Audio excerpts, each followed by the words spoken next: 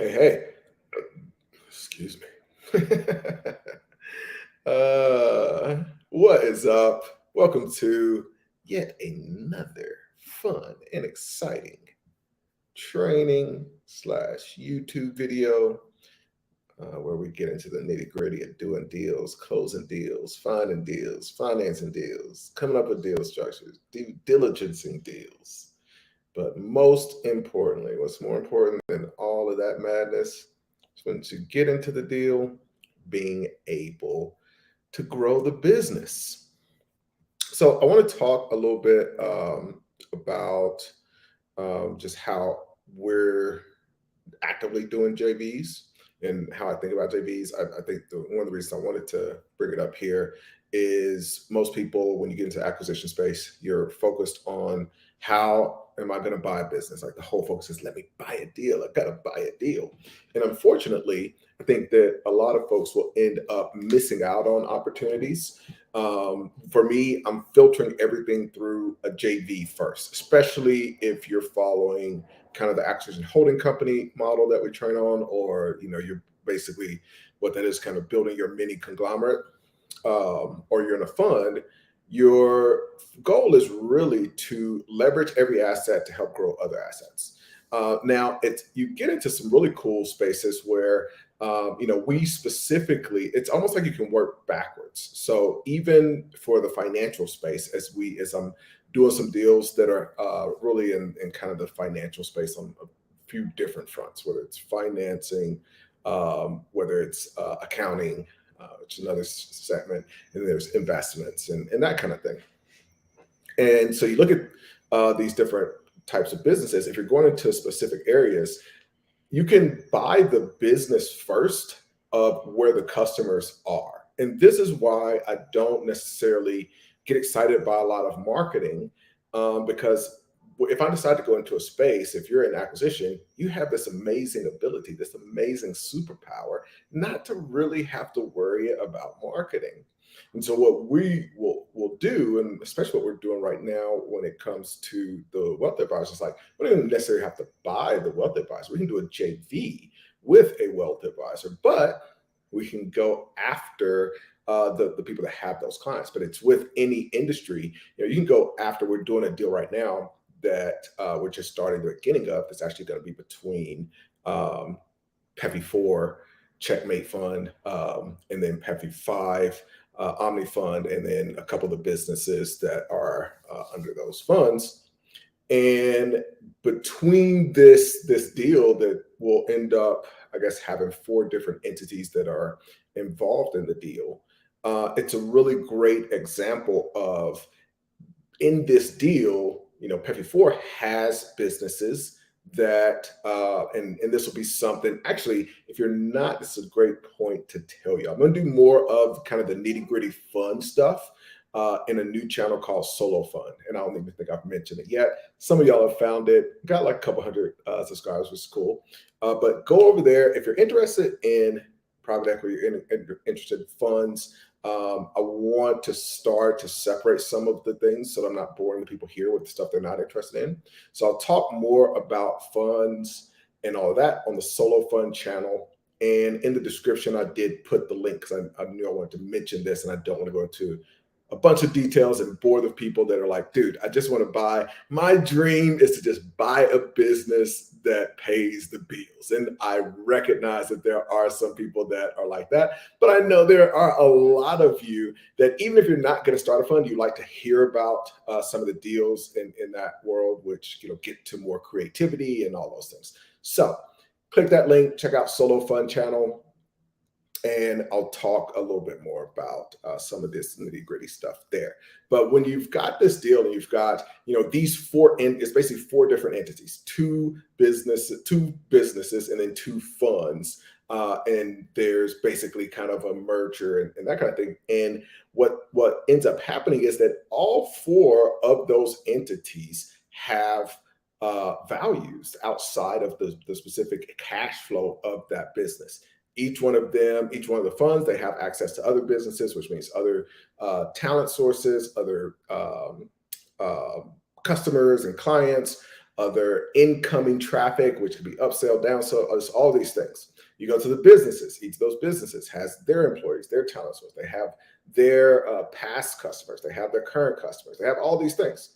So there's more than just, okay, we're going to buy cash flow. Now, the reason I talk a lot about buying cash flow, because that is just the first step. It's why it's completely outrageous that people are still starting businesses when you can literally just go and finance buying cash flow the way you finance and buy a house.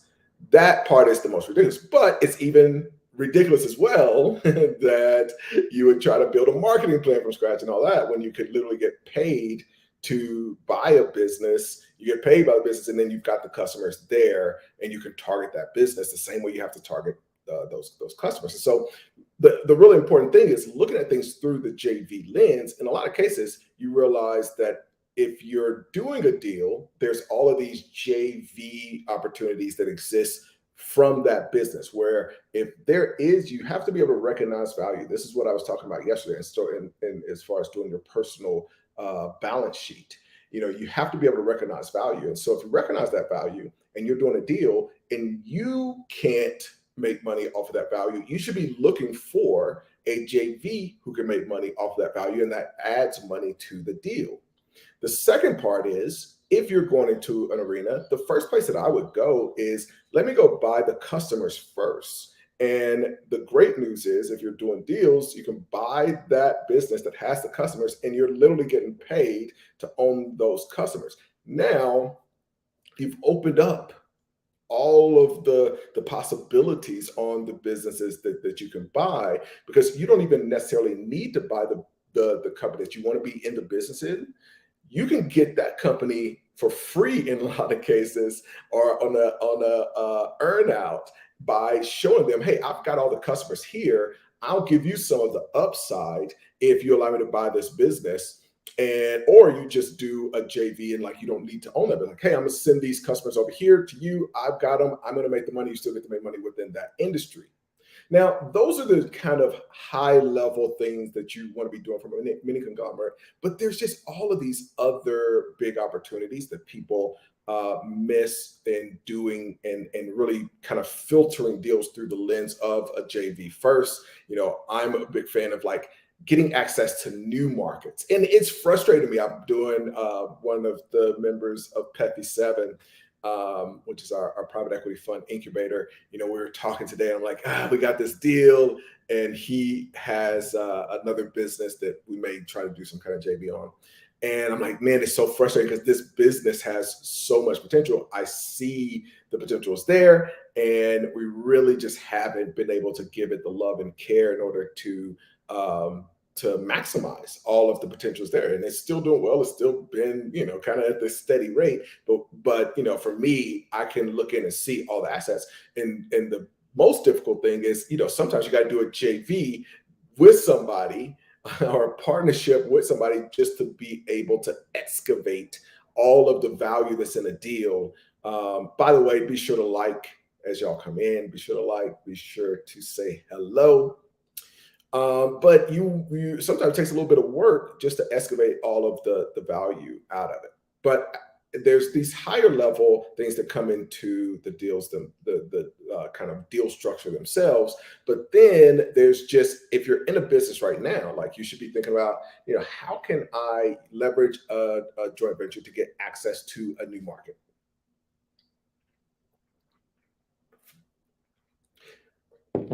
It could be leveraging the partner's existing relationships, leveraging client existing relationships, leveraging the expertise of folks, looking at the resources that business has access to. I remember back in one of my first funds, one of the things that I realized a few months in was, man, like, why do we have all of these subscriptions to GoToWebinar? You know what I mean? And like, we have several businesses, and like, multiple businesses can just use the same one. And so all of those things come into play. There's cost savings, by pooling those resources. You get technology transfer. I love doing joint ventures that kind of facilitate the transfer of technology, especially as we get into this AI world where things are moving very, very fast. And there's going to be people that are using and leveraging AI in ways that maybe other businesses hadn't even thought of. And they come in and implement that kind of training. But when it comes to that technology transfer, it's more than just like, okay, here's the tech, it's the training and the use cases that become really valuable. I am a big fan of diversification. So, it's important that you're doing these joint ventures to help you diversify your income flow. So with each partnership and joint venture, I mean, it's so funny. Actually, I totally forgot about this, but we've got one of the acquisition holding companies. My good friend Ashonda and her sister Jessica, their business, they've acquired 3 businesses over the last couple months. They are also doing a JV deal. And so, I'm talking to them through this JV deal, and it's in the health space. And so, there are some times where, we're talking about just without giving away exactly, but basically just, when it comes to certain restrictions and policies and, working with things like Medicare, just all these things, and you're trying to put together a deal, for me, it gets to be fun. So it's like, okay, here is the ideal scenario. But now we can break down, okay, how does this work in order for us to put this deal together? And for them, again, it's the case that they have the clients, they have this other business that wants to get access to clients, and guess what they get? They're going to hopefully we can figure out the logistical and kind of the regulatory things behind it. They're going to get some equity. The other thing is, if you want to try new things, you can share risk. People miss out on doing things. They're like, okay, this is too much risk. I see this opportunity, but I don't want to risk that amount of time that it's going to take or that amount of money that it's going to take. And so you can lessen your exposure by finding other people who may not be direct competitors, but would benefit from that same project and share the risk there. Access to talent, I mentioned.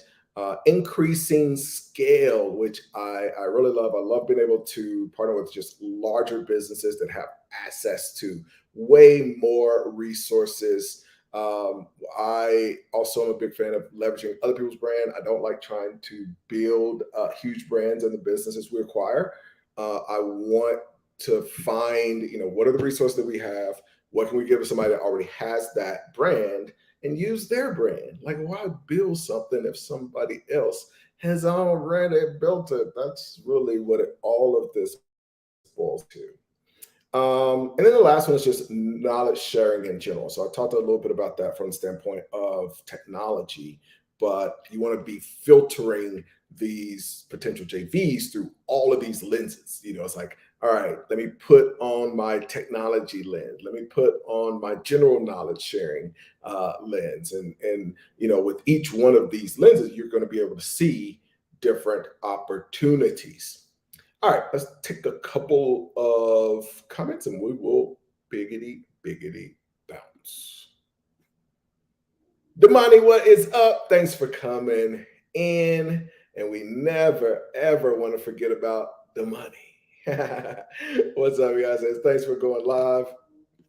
And Luke, hey, man, says, Ace, do you like B2B barter exchanges like iTex, IMS, or waste of time? No, not a waste of time, sir. I've talked before about one of my favorite deals of maybe 2021. Man, I guess that must have been earlier because I got into this deal where I was participating as a Shark Tank. This is something that I really want to do again. And we had done it for a couple of years before COVID, and just did it one more time. But man, I just think no, right now it's like once a year. It's through EO, which is entrepreneur organization. It's an amazing organization. I travel way too much, so I just have not, spent much time. But I am a very big fan. But I really want to recreate this thing that we do once a year, which is basically a Shark Tank, where people come in, they pitch their deal, and you can decide, basically just like the Shark Tank, if you want to do this deal. So this was a deal that I did. It's called Moxie, and they are mostly in the Southeast. Where are you located, Luke?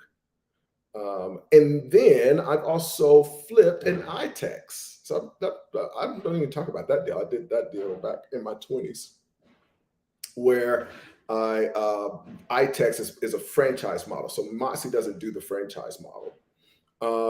It is Moxie is a corporate model. They had tried the franchise thing for a while. iTex is a franchise model. I had flipped a iTex franchise unit, and this is 15 years ago. So very big fan is the short of it. But it's deep. There's a lot of strategy behind it. The reason that I love the Moxie deal is because we did that deal based on a $450,000 valuation. And I'm like, man, this thing has a lot of potential. I kind of brought in two other sharks that were kind of on the fence, and then they came in and did the deal with me. And then that business ended up going on WeFunder and getting like a $5 million valuation. So that was a insightful call. So yeah, let me know where you're located. But no, I'm a very big fan. I'm happy to at some point do a training on the bartering. There's levels and there's strategy and all that to it. But I think even just to get in and start learning and figuring that out, it's just a whole nother currency. It's access to another currency, and there's a lot of cool things that you can do there. You can even use that currency. Here's one tip on that before we get out, and I do gotta bounce. But it's a currency you can use in buying businesses, literally, because the other business can use that B2B barter currency for the things they need. So you can actually use that in deals, and you can have other people participate in the deal with you using their barter currency, so it doesn't even have to be yours. It's a beautiful thing. All this stuff, just so many opportunities. It's ridiculous. Maestro, what is up? Says the investing goat. What is up, man? I certainly appreciate that. Oh man, okay. I didn't even. I was like, I wonder if this is Justin, because I saw the Maestro just signed up for the Patreon. That's awesome, man. We got some really good stuff in there, and we've got a training coming up. It's going to be part 2 of our merger consulting and getting equity for helping other businesses grow through acquisition. So that's going to be a fun one. Sigma Enigma, what up, homie? Greetings from Los Angeles. I'm glad you're not up in Santa Barbara. Every time you're up in Santa Barbara, it hurts my heart a little bit because I miss Santa Barbara. I got to get back out there. The money says, I don't understand business bartering at all. That is understandable. Like I said, remind me coming up soon. I'll do kind of some of my strategies. It is just one of those things. It's just super underutilized. But I think it's just like what we were talking about today. It's JVs are underutilized. It's just all of these things represent so much opportunities. It can be overwhelming. Chrome Clapper. What's up, Chrome Clapper? I think I told you before, I like that name. Greetings from Maryland. Awesome. All right. If you haven't checked out the Patreon, thanks for signing up, Justin. Appreciate that. Patreon.com/Ace Chapman. If you're not subscribed to this channel, subscribe. If you want to learn about funds and get more on the finance side of things, check out the channel Solo Fund. The link is in the description. And as always, be sure to like. I appreciate y'all jumping on. Talk to you soon.